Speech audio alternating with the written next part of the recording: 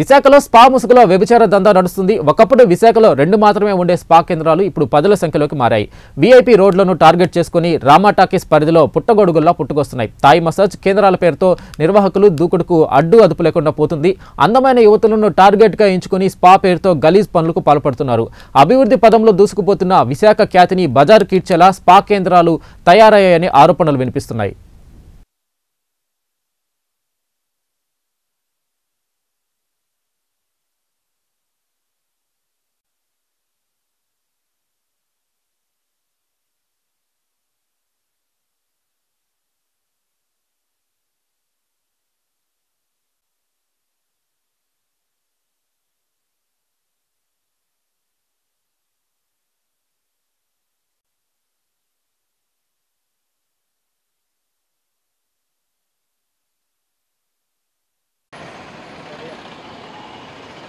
విశాఖలో పుట్టగొడుగుల్లా పుట్టుకొస్తున్నాయి స్పా కేంద్రాలు.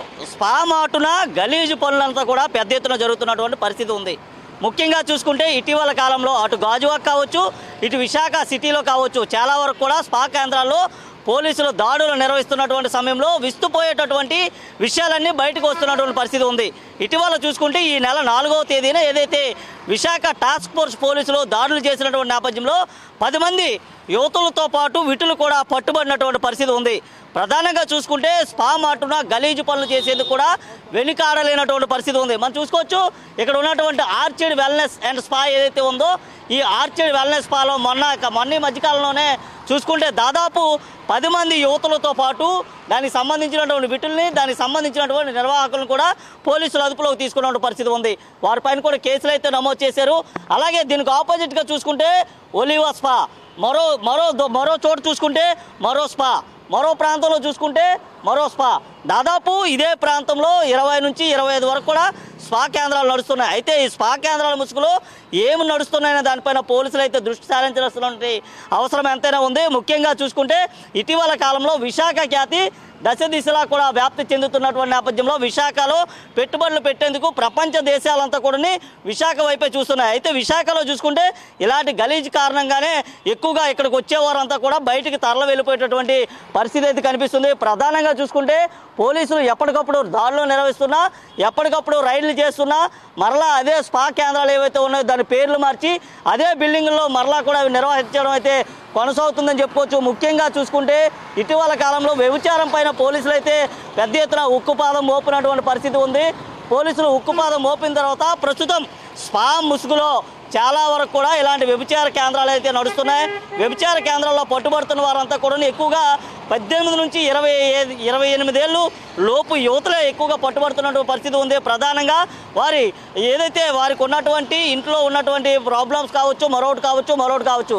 అయితే యువతలంతా కూడా విశాఖ వైపు అయితే ఎక్కువగా బాట పడుతున్నటువంటి పరిస్థితి ఉంది. ముఖ్యంగా వారికి సంబంధించి వారికి ఏదైనా ఉద్యోగ అవకాశాల కోసం వస్తున్నటువంటి వారందరినీ కూడా కొంతమంది స్పాకి సంబంధించినటువంటి యజమానులు ఎరవేయడం, అలాగే ఏదైతే సోషల్ మీడియా ఎక్కువగా కూడా ఈ మధ్యకాలంలో దీన్ని అయితే వినియోగించుకుంటున్న పరిస్థితి ఉంది. సోషల్ మీడియా ఏదైతే ట్విట్టర్ కావచ్చు, లేదా ఆ టెలిగ్రామ్ కావచ్చు, ఇతరత్ర యాప్స్ ఏవైతే ఉన్నాయో వాటన్నిటిలో కూడా ముఖ్యంగా కూడా వీళ్ళంతా కూడా చాలా అలర్ట్గా ఉంటున్నారు.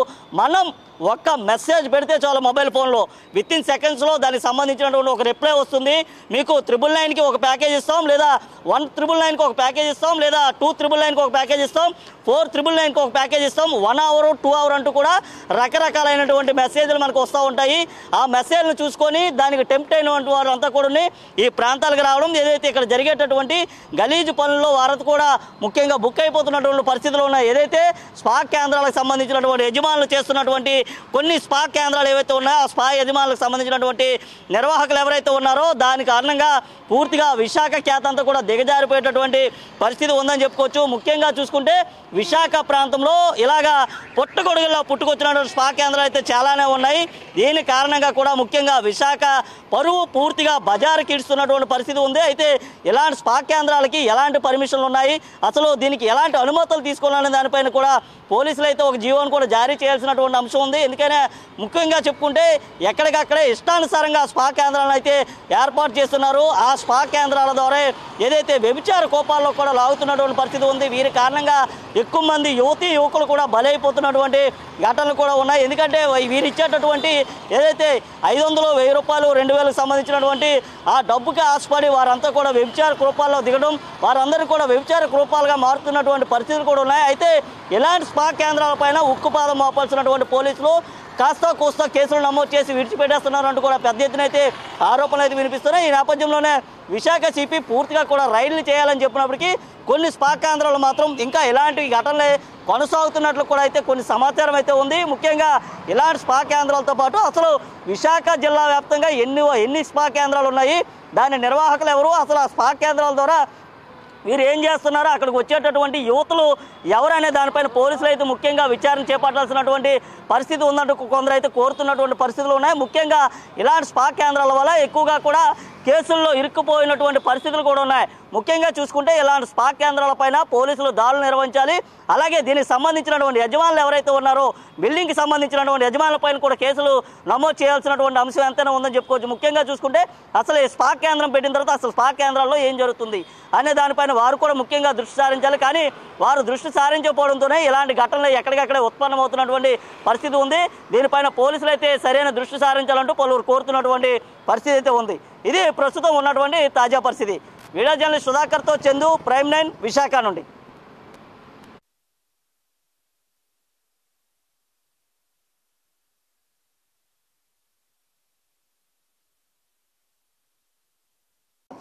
ఈరోజు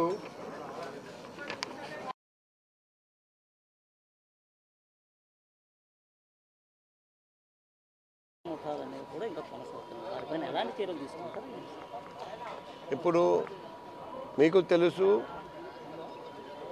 చాలా స్పాస్ మీద మేము రేట్ చేస్తున్నాం. స్పా కాకుండా బ్యూటీ పార్లర్, ఈవెన్ సెలూన్లో కూడా కొన్ని ఇంట్లో కూడా ఇలా వ్యభిచారాలు జరుగుతున్నాయని మాకు సమాచారం వస్తున్నది. నిన్న కూడా ఒక చోట మేము దాడి చేసి కొందరిని పట్టుకున్నాం. సో ఇటువంటి దాడులు జరుగుతూనే ఉంటాయి.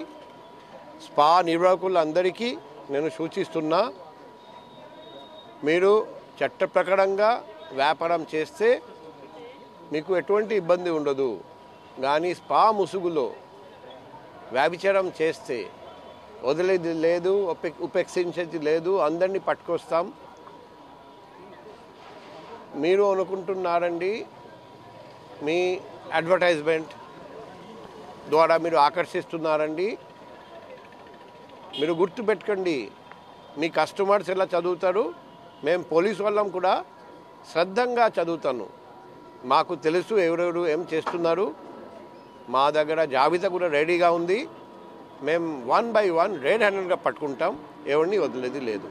దీనికి సంబంధించి ఆ యజమానులు పోలీసులు ఫిర్యాదు చేయాల్సి ఉన్నప్పుడు కూడా ఆ బిల్డింగ్ ఇచ్చినటువంటి యజమానులు అయితే ఎటువంటి ఫిర్యాదు చేయట్లేదు. త్వరలో అటువంటి వారిపైన కూడా ఏదైనా కేసులు ఏదైనా నమోదు చేసాం. ఇప్పుడు చట్టం ప్రకారం knowledge and intention, mala fide intention అవసరం. అనుకోండి, ఒక వ్యక్తి నా ఇంట్లో టెనెంట్గా ఉంటున్నారండి, నేను రెంట్కి ఇచ్చేసి నేను నా ఇంట్లో నా వైఫ్తో కలిసి ఉంటున్నాను. నా కింద భాగంలో ఏం జరుగుతుంది నాకు ఐడియా లేదు. అటువంటి పరిస్థితుల్లో అటువంటి వ్యక్తి మీద, హౌస్ ఓనర్ మీద కేసు రాదు. కానీ హౌస్ ఓనర్ ఇంటెన్షన్తో, నాలెడ్జ్తో ఆ వ్యాపారం చేయిస్తే వాళ్ళు కూడా ముద్దాయిలు అవుతారు. అది కేస్ టు కేస్, అది డిపెండ్ ఉంటుంది, కేసు మీద, మెరిట్ మీద ఆధారపడి ఉంటుంది. క్రిప్టో కరెన్సీకి సంబంధించి పోలీస్ డిపార్ట్మెంట్ టార్గెట్ చేశారని చెప్పేసి కొన్ని రకాల ఆరోపణలు. దీనిపైన మీరేం చెప్తారు? నేను పేపర్లో చదివాను, ఒక కంప్లైంట్ కూడా ముందుకు రాలేదు. ఎవరైనా వస్తే విచారణ జరిపి నిజం ఏంటి, ఏం జరిగింది నేను తెలుసుకుంటాను. కానీ ఇంతవరకు కంప్లైంట్ రాలేదు కాబట్టి విచారణ చేయలేకపోతున్నా. అందుకే మీ ద్వారా తెలియజేస్తున్నాం, ముందుకు రండి, ధైర్యంగా విచారణ చేయడానికి మాకు అవకాశం ఇవ్వండి. కంతర్పాలెం పిఎస్ పరిధిలో శిశువు మరణానికి సంబంధించి విడి భాగాలు అయితే దొరికాయి. కనీసం ఇప్పటి వరకు దానికి సంబంధించిన తల భాగం ఎక్కడ కూడా దొరకలేదు. ఏ విధంగా ఇది దర్యాప్తు కొనసాగుతుంది సార్? త్వరలో ఎవరినైనా పట్టుకునే అవకాశం ఉంది? నేను సీసీటీవీలో ఒక సస్పెక్ట్ కనపడ్డాడండి. అతన్ని ట్రేస్ చేయడానికి ప్రయత్నంలో ఉన్నాం. త్వరలో ఈ కేసు ఛేదిస్తామని ఆశిస్తున్నాం.